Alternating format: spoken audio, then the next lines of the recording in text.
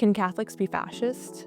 So this is a question I did not think I'd be answering, but after spending some time talking to people in online spaces, especially Catholic online spaces, it seems that there's this fantasy to have a Catholic fascist state.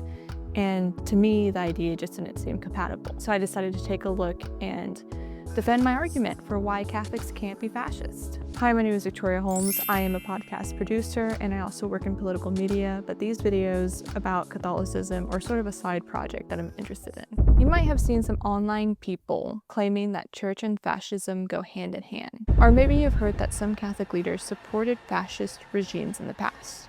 So let's talk about it. The short answer is no. Catholicism and fascism are fundamentally incompatible. And here's why. But as a side note, a lot of online Catholic bros do not take Catholic social teaching seriously. They do not see it as a legitimate argument. So I'm already sort of anticipating some strong reaction to this first argument. The church teaches that every human being is made in the image of God. That means every person, regardless of race, class, status, or even nationality, has value, period. You see, they knew that they were not strong enough to conquer a unified country. So they split Germany into small groups.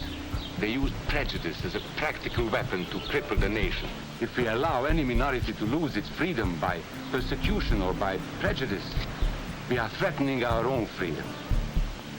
Fascism usually exalts the state, or a single leader, or a dominant race, above the individual. It says the group matters more than the person. Sometimes it even sees people as expendable.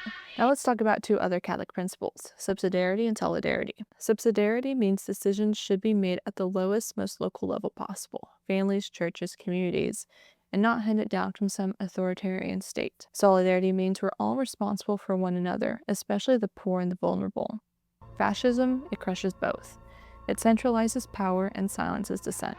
It doesn't care about the marginalized, it targets them. The church also officially condemned fascism about a century ago. In 1931, Pope Pius XI released an encyclical condemning Mussolini's regime in Italy. It warned against the cult of the state and attacks on Catholic youth. Then in 1937, the same pope issued another letter smuggled into Nazi Germany and read from pulpits. So no, the church was never cozy with fascism, not doctrinally, not morally. Okay, but what about Franco's Spain? Or Mussolini's Italy? Weren't some Catholics involved? Yeah, some were.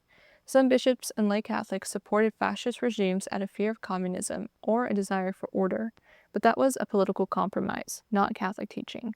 And in hindsight, the church has acknowledged those failures.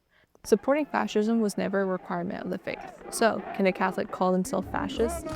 I mean, you can call yourself anything, but if you're a Catholic trying to follow social teaching, then no. Overall, this video is really a response to a lot of concerning discourse that I've seen online among Theo bros. I understand that there is a lot of sadness and maybe discouragement about the way society is going, but I don't think an authoritarian state is exactly the answer that a lot of people should be looking towards when it comes to the faith. If you like this video, hit like and subscribe, and hopefully I'll make more in the future.